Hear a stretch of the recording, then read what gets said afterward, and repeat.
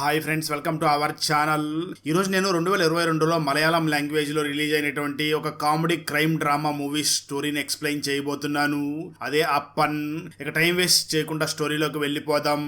Now let's start our video.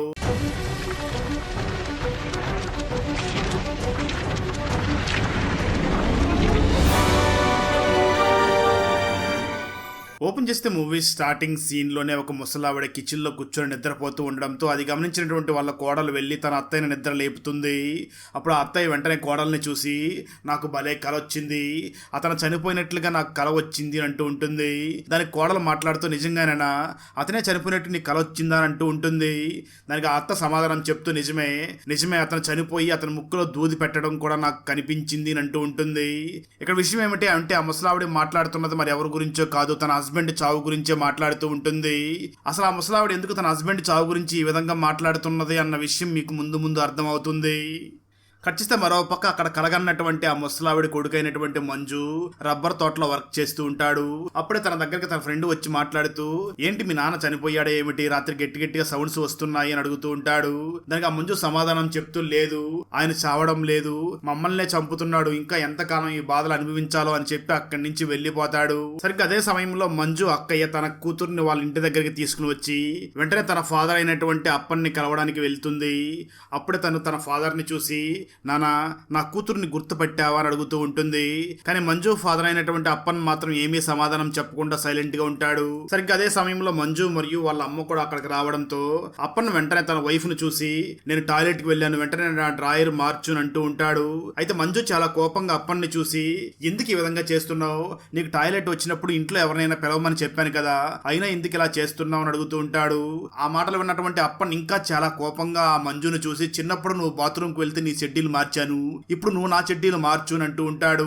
దాంతో ఆ మంజు చాలా కోపంగా తన ఫాదర్ ని తిడుతూ ఉండడంతో అప్పన్ వెంటనే కిటికీ వైపు చూసి, ప్లీజ్ నన్ను కాపాడండి, వీళ్ళు నన్ను చంపేస్తున్నారు అంటూ గట్టిగా అరుస్తూ ఉంటాడు. అయితే ఆ సౌండ్స్ విన్నటువంటి అప్పన్ ఇద్దరు స్నేహితురాళ్ళ ఇంటి దగ్గరికి రావడంతో అప్పన్ వైఫ్ వెంటనే వాళ్ళ దగ్గరికి వెళ్లి, ఎందుకు మీరు ఇంటి దగ్గరకు వచ్చారు, మీకు నేను చెప్పాను కదా అప్పన్ చనిపోయినప్పుడే ఇంటి దగ్గరికి రండి అని చెప్పి వాళ్ళని పంపించి తను వెంటనే లోపలికి వెళ్ళిపోతుంది. అయితే అప్పన్ స్నేహితురాలు మాత్రం అక్కడి నుంచి పక్కకు వెళ్లిపోయి వేరే దారిలో మంచానికి పరిమితమై ఉన్నటువంటి అప్పన్ రూమ్ లోకి వెళ్ళిపోతారు. తన స్నేహితురాలు అక్కడ రావడం చూసినటువంటి అప్పన్ వాళ్ళ చూసి చాలా ఆనందపడుతూ, రండి నా పక్కన వచ్చి పడుకోండి అని అంటూ ఉంటాడు. సరిగ్గా అదే సమయంలో అప్పన్ వైఫ్ అక్కడికి వచ్చి ఆ ఇద్దరు లేడీస్ అక్కడ ఉండడంతో తను వెంటనే బయటికి వెళ్లి తన కొడుకైనటువంటి మంజుని గట్టిగా పిలుస్తుంది. మంజు చాలా కోపంగా అక్కడికి వచ్చి ఆ ఇద్దరు లేడీస్ ని కూడా అక్కడి నుంచి పంపించేస్తాడు.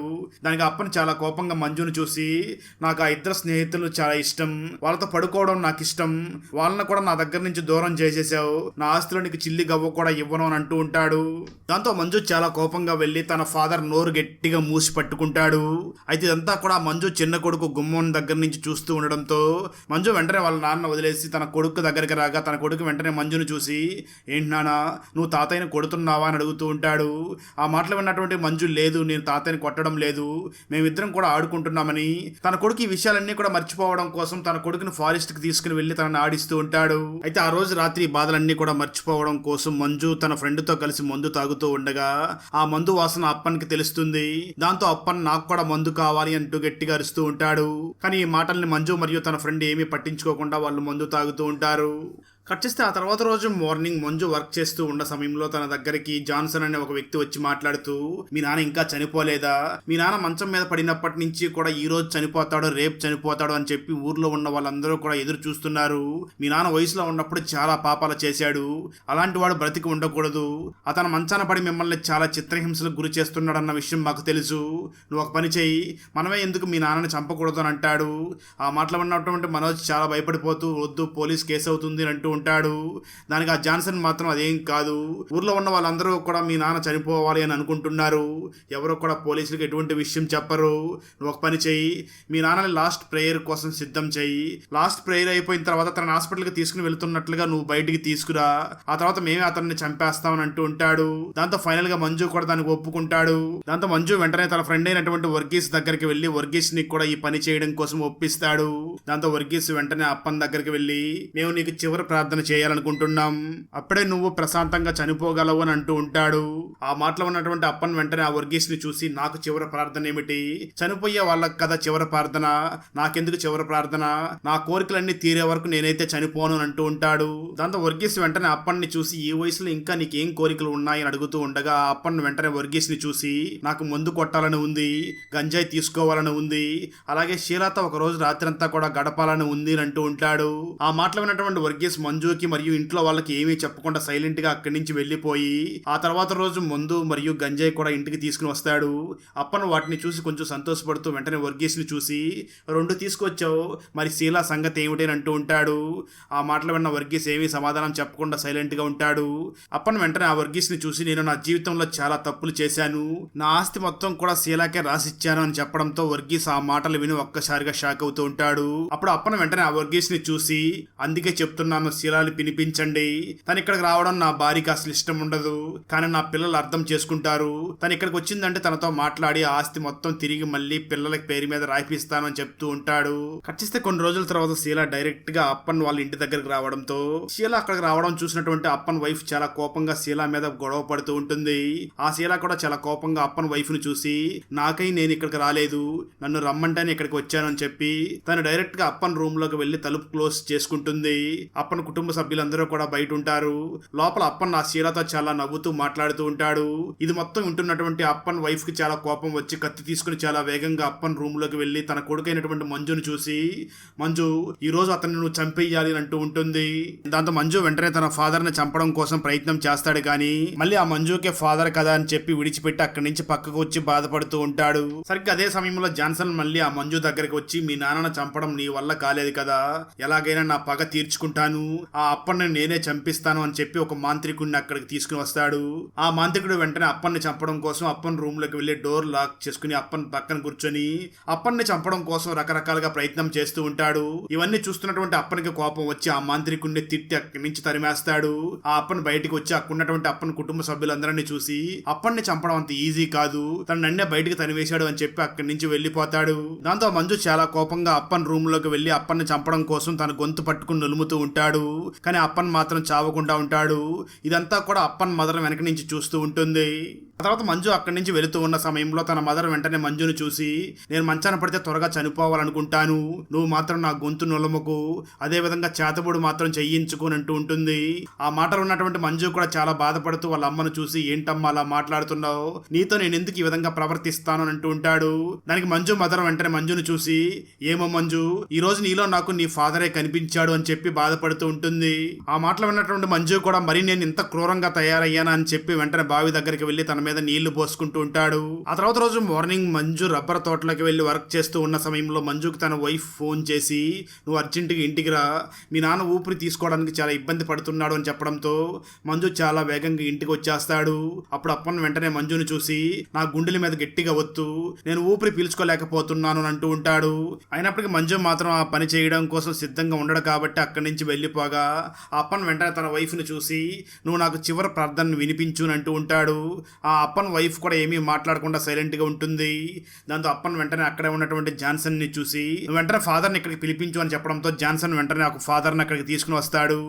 అప్పుడు అప్పన్ వెంటనే ఆ ఫాదర్ ని చూసి, వీళ్ళందరి వల్ల నాకు ప్రాణాపాయం ఉంది, వెంటనే వీళ్ళని ఇక్కడి నుంచి పంపించేనంటూ ఉంటాడు. ఆ ఫాదర్ వెంటనే అప్పన్ని చూసి, వీళ్ళు నీ కుటుంబ సభ్యులు కదా, వీళ్ళని ఎలా బయటికి వెళ్ళమని చెప్పగలమని అంటూ ఉంటాడు. దానికి ఆ అప్పన్ వెంటనే ఫాదర్ ని చూసి, అయితే నా శీలా కూడా ఈ ఇంట్లోనే ఉండాలి, శీలాని కూడా ఇక్కడికి రమ్మని చెప్పండి అని అంటూ ఉంటాడు. దాంతో ఆ ఫాదర్ మంజు మరియు ఆ అప్పన్ వాళ్ళ వైఫ్ ని చూసి మాట్లాడుతూ, ఆ శీలా ఎవరో ఇక్కడికి రప్పించండి అని చెప్పి అక్కడి నుంచి వెళ్లిపోతాడు. ఆ తర్వాత శీలాని మళ్ళీ అక్కడికి రప్పించడంతో శీలా వెంటనే అప్పన్ రూమ్ లోకి వెళ్లి డోర్ లాక్ చేయడంతో అప్పన్ వెంటనే ఆ శీలాని చూసి, రా వచ్చి నా పక్కన పడుకోని అంటూ ఉంటాడు. ఆ సమయంలో మంజు చాలా కోపంగా అక్కడికి వచ్చి డోర్ పగలగొట్టుకుని అప్పన్ని చూసి, మరో 2 రోజులు టైం ఇవ్వు, నేను మా అమ్మని తీసుకుని ఇక్కడి నుంచి వెళ్లిపోతాను, ఆ తర్వాత నీ ఇష్టం వచ్చింది చేసుకో అని చెప్తూ ఉండడంతో అప్పన్ కూడా ఆ మంజును చూసి, తీసుకుని వెళ్లిపో, మీ అమ్మ అయినటువంటి దెయ్యాన్ని అత్తయ్యని కూడా నీతో పాటు తీసుకుని వెళ్ళునంటూ ఉంటాడు. దాంతో మంజు కూడా చాలా కోపంగా అక్కడి నుంచి వెళ్ళిపోతాడు. కట్ చేస్తే ఆ తర్వాత రోజు మార్నింగ్ మంజు నిద్ర లేచి చూడగా అక్కడ తన కుక్క కనిపించదు. దాంతో తన కుక్క కోసం వెతుకుతూ ఉండగా ఆ కుక్క ఒక చెట్టు దగ్గర వేలాడుతూ ఉంటుంది. అంటే ఆ మంజు కుక్క అయినటువంటి లూసీ చనిపోయి ఉంటుంది. అలా తన కుక్క చనిపోయి ఉండడంతో తను చాలా బాధపడుతూ ఉండగా ఇంతలో తన వైఫ్ అక్కడికి వచ్చి మంజుని పిలిచి మన కుక్క లూసీ కనిపించడం లేదు, ఎక్కడైనా చూసావా అని అడుగుతూ ఉంటుంది. ఆ మంజు తన వైఫ్ ను చూసి మార్నింగ్ నిద్ర లేచినప్పుడు దాన్ని విడిచిపెట్టాను, ఆ తర్వాత ఎటు వెళ్ళిందో అర్థం కావడం లేదు అని అంటూ ఉంటాడు. ఇంతలో తన కొడుకు కూడా అక్కడికి వచ్చి నానా కుక్క ఏది అని అంటూ ఉంటాడు. దాంతో మంజు తన కొడుకు కూడా అబద్ధం చెప్తూ నానా ఈ రోజు సాయంత్రం నిన్ను బయటికి తీసుకుని వెళ్తాను, అక్కడ నీకు నచ్చినటువంటి ఒక కుక్కను తీసుకో, మన కుక్క ఇంట్లో నుంచి వెళ్ళిపోయినట్లుగా ఉంది అని తన కొడుక్కి చెప్తూ ఉంటాడు. ఆ తర్వాత మంజు వెంటనే ఒక చెట్టు దగ్గర కూర్చొని చాలా బాధపడుతూ నేను ఎంతో ఇష్టంగా చూసుకునేటటువంటి నా కుక్క చనిపోయింది, కానీ మా నాన్న మాత్రం చనిపోవడం లేదు, పైగా నన్ను ఇల్లు ఖాళీ చేసి అంటున్నాడు, ఇప్పటికిప్పుడు ఇల్లు ఖాళీ చేసి ఎక్కడికి వెళ్ళాలి అని చెప్పి ఆ మంజు చాలా బాధపడి ఏడుస్తూ ఉంటాడు. మరోపక్క అప్పన్ తను ఎంతో కోరి ఇంటికి పిలిపించినటువంటి ఆ షీలా మీద కూడా చేయి చేసుకుంటూ తనను కొడుతూ ఉంటాడు. అదే సమయంలో మంజు తన కుక్క చనిపోయి ఉండడంతో ఎవరికీ తెలియకుండా తన కుక్కను తీసుకుని వెళ్లి రబ్బర్ తోటలో ఒక చిన్న గుంట తవ్వి దాంట్లో పూడ్చిపెట్టేస్తాడు. మరోపక్క అప్పన్ని చూడడం కోసం తన ఇద్దరు స్నేహితురాళ్ళు మళ్ళీ ఇంటి దగ్గరికి రావడంతో షీలా వెంటనే వాళ్ళ దగ్గరికి వెళ్ళి మీరు ఇక్కడ ఎందుకు వచ్చారు, మీరు ఇక్కడికి రావడానికి వీల్లేదు, ఇక్కడి నుంచి వెళ్ళిపోండి అని అంటూ ఉంటుంది. అయితే వాళ్ళు వెంటనే షీలాను చూసి మేము ఇక్కడికి రావద్దు అని చెప్పడానికి నువ్వెవరు, ఆ అప్పన్ వైఫ్ చెప్తే మేము వింటాం, అయినా నీ మాటలు వినాల్సిన అవసరం లేదు అని అంటూ ఉంటారు. అయితే అప్పన్ వైఫ్ కూడా అక్కడే ఉంటుంది, కానీ తను ఏమీ మాట్లాడకుండా అంతా చూస్తూ ఉంటుంది. దాంతో షీలా వెంటనే చాలా కోపంగా ఇంటి లోపలికి వెళ్ళి ఒక షాక్ తీసుకొచ్చి మరోసారి ఇంటి ఆవరణంలోకి వచ్చారంటే ఖచ్చితంగా చంపేస్తాను వార్నింగ్ ఇవ్వడంతో ఆ ఇద్దరు కూడా అక్కడి నుంచి వెళ్ళిపోతారు. ఆ తర్వాత షీలా వెంటనే అప్పన్ దగ్గరికి వెళ్ళి తనకి అన్నం తినిపిస్తూ ఉన్న సమయంలో ఆ షీలా అప్పన్ని చూసి మంజు వేరే ఇల్లు ఎత్తుక్కుని ఇక్కడి నుంచి వెళ్ళిపోవాలనుకుంటున్నాడు అని అంటూ ఉంటుంది. ఆ అప్పన్ వెంటనే షీలాను చూసి వాళ్ళు ఇక్కడి నుంచి వెళ్ళిపోవాలని నువ్వు అనుకోవడం లేదని అంటూ ఉంటాడు. ఆ షీలా సమాధానం చెప్తూ ఇంత పెద్ద ఇంట్లో అందరం కలిసి ఉంటే బాగుంటుంది కదా అని అంటుంది. ఆ అప్పన్ తింటూ తింటూ అన్నం మొత్తం కూడా ఆ షీలా మొహం మీద ఊస్తాడు. ఆ వెంటనే అప్పన్ షీలాని చాలా ఘోరంగా తిడుతూ తనను కొట్టబోయి మంచం మీద నుంచి కింద పడిపోవడంతో ఆ షీలా వెంటనే మంజుని పిలుస్తుంది. దాంతో వాళ్ళందరూ కూడా అప్పన్ని మళ్ళీ తిరిగి ఆ మంచం మీద పడుకోబెడతారు. కొంతసేపటి తర్వాత అప్పన్ దగ్గరకు ఒక వ్యక్తి వచ్చి ఆ కొరియన్ వ్యక్తి జైలు నుంచి రిలీజ్ అయ్యాడు, ఇక నిన్నెవరో కూడా కాపాడలేరు అని చెప్పడంతో అప్పన్ చాలా భయపడిపోతూ ఉంటాడు. నిజానికి అప్పన్ ఇంతకు ముందు ఆ కొరియన్ వ్యక్తి ఇంట్లోకి వెళ్ళి ఆ కొరియన్ వ్యక్తి వైఫ్ మీద బలాత్కారం చేసి ఉండి ఉంటాడు.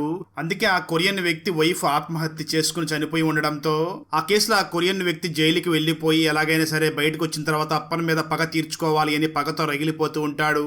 ఆ తర్వాత షీలా అప్పన్ దగ్గర మాట్లాడుతూ ఉన్న సమయంలో అప్పన్ వెంటనే కొద్దిగా కదులుతున్నటువంటి తన కాళ్ళని షీలాకి చూపించి నేను త్వరగానే కోలుకుంటాను, ఆ తర్వాత మనం ఇద్దరం కూడా కలిసి జీవిద్దాం, అయితే ఆ కొరియా వ్యక్తి చాలా డేంజర్ వ్యక్తి, కానీ వాడికి అమ్మాయిలు పిచ్చి ఎక్కువ, నువ్వు వాడి దగ్గరికి వెళ్ళి వాడిని కొంచెం ఖుషి చెయ్యి, ఆ తర్వాత మన ఇద్దరం కూడా కలిసి జీవిద్దాం అని అంటూ ఉంటుంది. ఆ మాటలో ఉన్నటువంటి షీలా చాలా కోపంగా వెళ్ళి అప్పన్ని కొట్టబోతూ ఉంటుంది. అయితే అప్పనే రివర్స్ లో ఆ షీలాని కొడుతూ ఉండడంతో ఇంతలో అక్కడికి మంజు మరియు అప్పన్ వైఫ్ వచ్చి ఆ షీలాని కాపాడుతారు. అప్పుడు అప్పన్ చాలా కోపంగా షీలాని తిడుతూ నువ్వు ఇక్కడి నుంచి వెళ్ళిపో, నీకు నా ఆస్తిలో ₹1 కూడా ఇవ్వను, నా ఆస్తి మొత్తం నా కొడుక్కే ఇస్తాను అంటూ ఉంటాడు. దాంతో షీలా కూడా చాలా కోపంగా ఆ రాత్రి సమయంలోనే అక్కడి నుంచి బయటికి వెళ్ళబోతూ ఉన్న సమయంలో అప్పన్ వైఫ్ వెంటనే షీలాని చూసి ఇంత రాత్రి సమయంలో బయటికి వద్దు, కావాలంటే రేపు మార్నింగ్ వెళ్దు, ఈ రోజు రాత్రికి ఇంట్లోనే ఉండు అని అంటుంది. అయితే ఆ రోజే క్రిస్మస్ రోజు రాత్రి కావడంతో ఊర్లో ఉన్నటువంటి చాలా మంది వాళ్ళ ఇంటి దగ్గరికి శాంటా క్లాస్ వేసుకుని వచ్చి అక్కడి నుంచి వెళ్ళిపోతారు. అయితే వాళ్ళతో పాటు అక్కడికి కొరియన్ వ్యక్తి కూడా వచ్చి ఉండడంతో మంజు వెంటనే ఆ కొరియన్ వ్యక్తిని చూసి ఇక్కడి నుంచి వెళ్ళిపో అని అంటూ ఉంటాడు. అయితే ఆ కొరియన్ వ్యక్తి మాత్రం మంజును చూసి లేదు లేదు నా పగని తీర్చుకునే ఇక్కడి నుంచి వెళతాను అని అంటూ ఉంటాడు. అయితే ఇది మొత్తం కూడా ఇంట్లో ఉన్నటువంటి అప్పను వింటూ తను చాలా గట్టిగా తన కొడుకైనటువంటి మంజుతో మాట్లాడుతూ మంజు వాడిని వదిలిపెట్టొద్దు, వాడిని వదిలిపెడితే వాడు మన కుటుంబం మొత్తాన్ని కూడా చంపేస్తాడు, వాడిని చంపేయి అని అంటూ ఉంటాడు. దాంతో ఆ మంజు మరియు కొరియన్ వ్యక్తి ఇద్దరి మధ్య గొడవ జరుగుతూ ఉంటుంది. అలా వాళ్ళిద్దరూ గొడవ పడి కొట్టుకుంటూ ఉన్న సమయంలో ఆ అప్పన్ వెంటనే తన రూమ్ డోర్ ని లాక్ చేసి కిటికీ దగ్గరికి వచ్చి గట్టిగా అరుస్తూ కొరియా నువ్వు కావాలంటే ఆ మంజుని చంపేసుకో, ఆ తర్వాత మా ఇంట్లో ఉన్నటువంటి నా భార్యలు అలాగే నా కూతురు నా కోడల్ని కూడా నీ దగ్గరికి తీసుకుని వెళ్ళి వాళ్ళతో అనుభవించు, కానీ నన్ను మాత్రం ప్రాణాలతో వదిలేయి అని అంటూ ఉంటాడు. ఆ మాటలు వింటున్నటువంటి షీలాకి చాలా కోపం వస్తుంది. తను వెంటనే ఒక కత్తి తీసుకుని ఆ ఇంటి లోపలికి వెళ్ళి ఆ అప్పన్ని పొడిచి చంపేస్తుంది.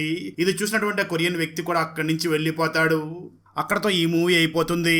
ఫ్రెండ్స్ మీరే చెప్పండి, అలాంటి వ్యక్తి చనిపోవాలి అని కోరుకోవడంలో తప్పుందంటారా? కామెంట్ చేసి చెప్పండి. ఫ్రెండ్స్ వీడియో నచ్చినట్లయితే లైక్ చేసి ఒక చిన్న కామెంట్ చేస్తే మాకు నెక్స్ట్ వీడియో చేయడానికి ఎంకరేజింగ్గా ఉంటుంది. అలాగే ఛానల్ని సబ్స్క్రైబ్ చేసి పక్కనే ఉన్న బెల్ ఐకాన్ని క్లిక్ చేసి సపోర్ట్ చేయండి. Thanks for watching. జై హింద్.